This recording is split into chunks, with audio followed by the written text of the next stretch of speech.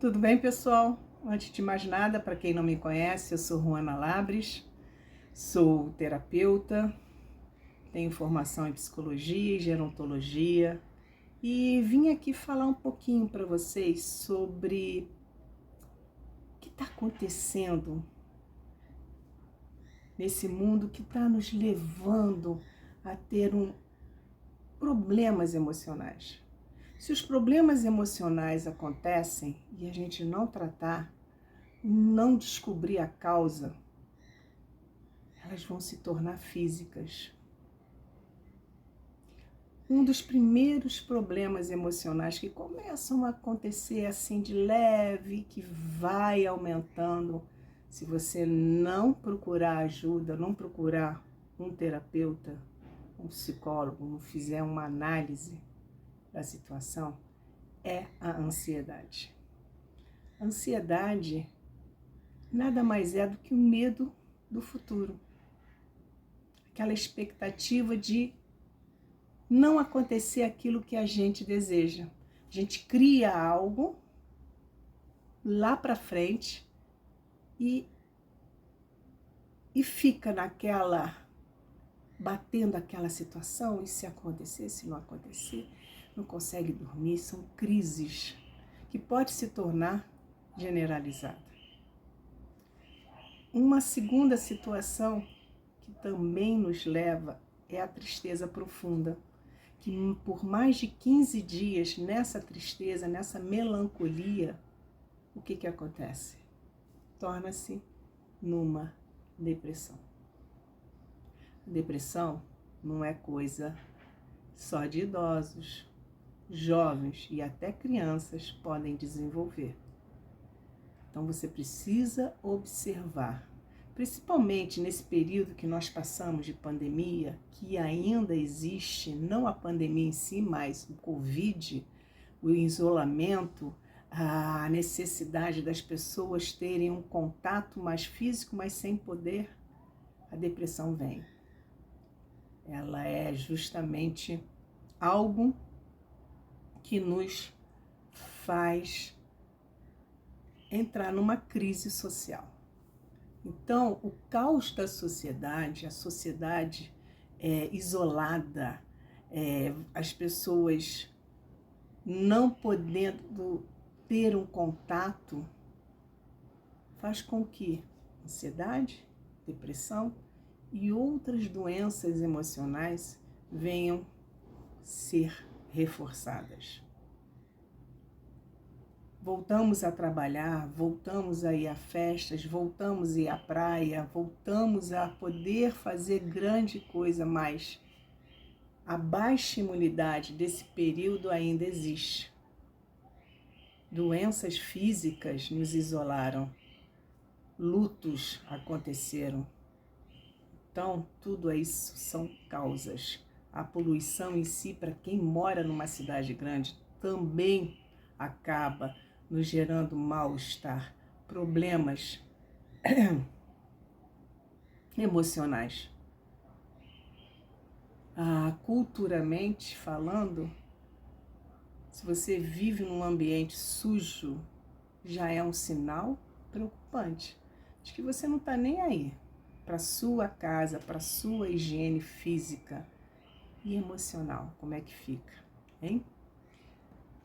O medo também é um sinal muito sério, porque cada vez mais temos medo de viver, medo de tomar uma ação, medo de se comunicar e de falar alguma coisa que possa magoar uma terceira pessoa, medo de sair na rua e de não voltar, por causa da violência, por causa da instabilidade, medo de perder o emprego e não ter o sustento, medo diversos.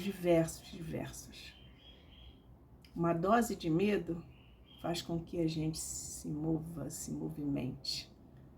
É o básico. Mas quando ele é excessivo, ele paralisa e a gente não consegue enxergar mais nada na nossa frente. Um outro fator que faz com que a gente pare para pensar. Eu vou começar com um exemplo. Você já reparou quando você vai numa festa E tem aquela mesa, os familiares, as pessoas ali, a música tocando, e você olha para os seus adolescentes, ou você se pega também, o silêncio da mesa, as pessoas não estão conversando, elas estão fazendo o quê? Pois é, você já entendeu, você já viveu isso. Na verdade, isso se chama distanciamento social. Tudo está numa telinha. Tudo está numa telinha. Eu já vivi situações em que, para falar com alguém da família que estava no mesmo ambiente, eu tinha que mandar um oi pro zap para a pessoa prestar atenção que eu estava ali. Nada substitui o contato. Nada substitui o contato. O toque, a presença, nada. Nada disso. Então, hoje em dia, as tecnologias, o computador, principalmente os jogos, nos fazem de heróis. Batei, venci, o cara é bobo. Vamos usar um termo menos ofensivo, não é verdade? Observe os seus filhos. Observe aqueles adultos que gostam de virar à noite jogando.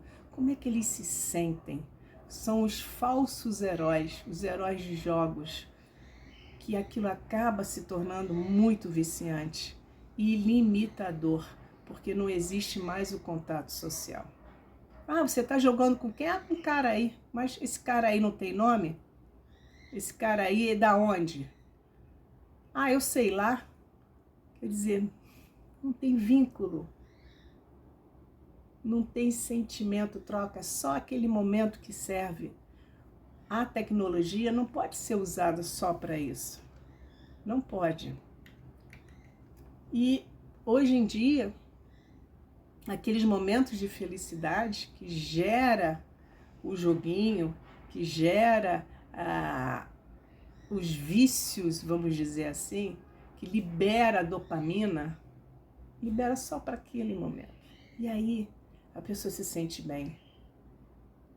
E associa que aquele sentimento positivo foi causado porque eu estava jogando, porque eu ganhei um jogo virtual ou presencial, que eu fiz uma aposta, que eu joguei, ganhei dinheiro. Aí você começa, eu perdi, vou recuperar e joga de novo, como o próprio vício da bebida, o próprio vício do cigarro, e não vou falar nem das drogas lícitas e ilícitas. Todos nós sabemos que para uma vida saudável a gente precisa estar com essa consciência de que existem maneiras de a gente se relacionar e ser feliz. Droga é a busca da felicidade a curto prazo.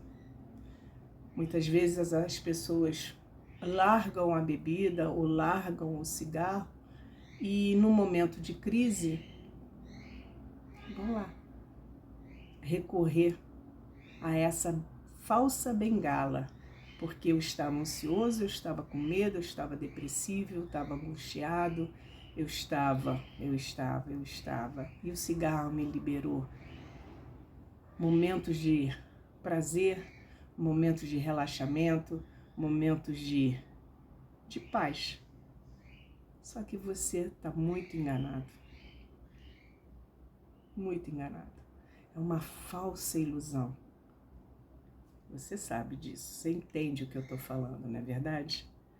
Mas não existe só o vício nas drogas lícitas e ilícitas.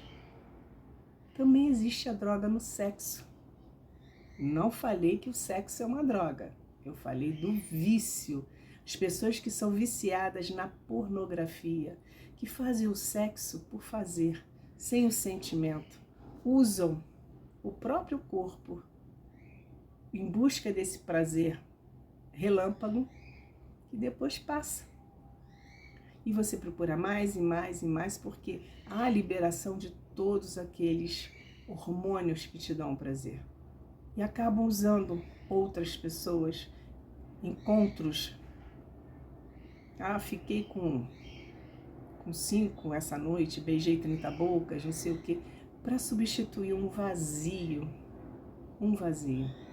Nada é melhor do que ser você mesmo e se relacionar de verdade com outra pessoa. Vai sofrer em alguns momentos? Com certeza, porque nada é perfeito. Então essa dopamina que te dá aquele prazer é temporário, porque você continua vazio. A pornografia em si não te leva a nada, nada. Eu não estou aqui para falar de ética, moral e etc. Eu estou aqui para passar uma mensagem de que você precisa rever sua vida. O que está acontecendo com a nossa sociedade? E basicamente mudar sua forma de pensar. Nós abrimos os jornais ou abrimos o computador, as notícias negativas batem na nossa porta. Fazem a gente pensar de uma maneira negativa também. Então nada vai dar certo. O dólar subiu, não vou poder viajar, o mercado está negativo, a política, as doenças, quer dizer, sabe, a gente é bombardeado por notícias sensacionalistas, que muitas vezes são fakes, e a gente acredita e pior, repassa. Desculpa. Então, a gente acaba tendo uma percepção errada da realidade. Errada. Então, quando a gente vê, a gente só está assistindo coisas que vão reforçar essa negatividade. Aí você para pensar e fala assim, eu não sou feliz no trabalho, meu relacionamento tá uma bosta, eu não conheço ninguém interessante, eu tô sozinho, não tenho amigos, e uma série de outras coisas vão acontecendo porque você começa a pensar igual, com negatividade, e se aliena do mundo. Porque você vive dentro de uma mídia fake. Você vive dentro de conflitos. Em falar em conflitos, nós temos vários tipos.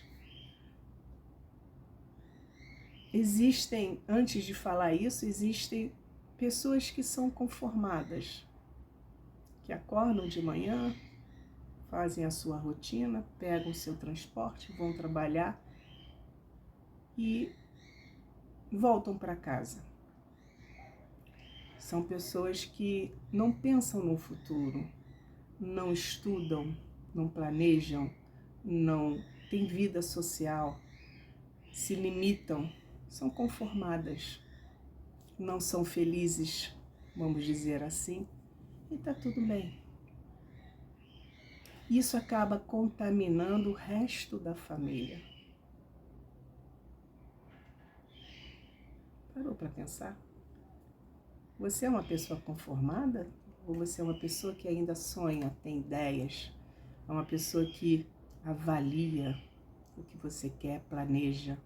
É uma pessoa que promove discussões, causa desavença? Você não consegue compreender o ponto de vista do outro. Existe uma imagem nas redes sociais, uma mesa, uma pessoa de um lado e de outro e um número 6, que pode ser 9. Para uma pessoa, aquele número é o 6. A pessoa que está do outro lado é o 9. São pontos de vista diferentes, que se você trocar de posição, você vai enxergar o 6 do outro e o outro vai enxergar o seu 9. E aí começa a se entender, se colocar no outro, a empatia, causar o mal-estar familiar, a desavença, as brigas no trabalho, as brigas na escola, as brigas na família, não leva a nada. Isso faz um mal interior que vai se transformar em doenças físicas. Nós temos também casais que mal se falam e reclamam que os filhos fazem coisas dentro de casa que são exatamente as mesmas coisas que você faz e não percebe. É o espelhamento dos filhos. Eles imitam você. Se você atende falando alto, chamando, xingando, ofendendo, e reclama que seu filho chega junto e age da mesma maneira e coloca ele de castigo, sabe aquele tradicional, toca o telefone, atende e mãe, é para você, quem é? Fulano, diz que eu não estou. Você está ensinando esse filho a mentir. Você está ensinando que vou adiar uma decisão, não quero falar com aquela pessoa. E quando ele mente, você se chateia. Preste atenção nisso. Às vezes, as terapias, uma análise familiar, uma terapia de casal, uma terapia junto com os seus, vai abrir um pouco mais esse universo, tá? O estresse é uma das causas mais comuns que levam à somatização de doenças. Você se estressa no trânsito, seja de carro, seja no ônibus, seja no trem ou em outra via de transporte. Trens lotados, atrasados, você já chega no trabalho, tem aquele barulho excessivo, tem as cobranças, se você é o chefe, você tem que estar em cima, porque é o seu ganha-pão. Se você é funcionário, você não quer ninguém em cima de você, te cobrando, te falando e etc. Então, o estresse, você tem que prestar atenção nos sinais. Não é o momento de passar todos eles, senão se tornaria uma live de 2 horas. Mas observe. E sabe aquela faixa, um outro exemplo, aquela faixa etária em que você começa a cobrar os seus filhos. O que você vai ser quando crescer? Você já está no ensino médio, você ainda não decidiu se vai fazer faculdade, se você vai trabalhar em quê? E sabe, essa cobrança, em vez de apoiar, o que você gosta de fazer? Dar atividades prazerosas que desenvolva esse gostar, que dê oportunidade de conhecer outras profissões. Mas se você fala mal da sua profissão, com certeza ele não vai querer fazer aquilo que você faz. Não é verdade? Pois é. Porque ele já tem o exemplo dentro de casa. E aqueles casos de que, eu sou profissional em tal área porque meu pai meu avô foi, meu bisavô abriu a empresa. Mas será que ele se sente feliz fazendo a mesma coisa? Nós estamos numa era tecnológica, nós temos um universo mais amplo de oportunidades. Então cabe você abrir esse leque e deixar as escolhas acontecerem. Talvez quebre a cara, talvez não, mas essa é a nossa função, de orientar e de guiar. O trabalho, quando você o faz por obrigação, ele esgota, ele cansa. Você não consegue fazer as coisas com prazer.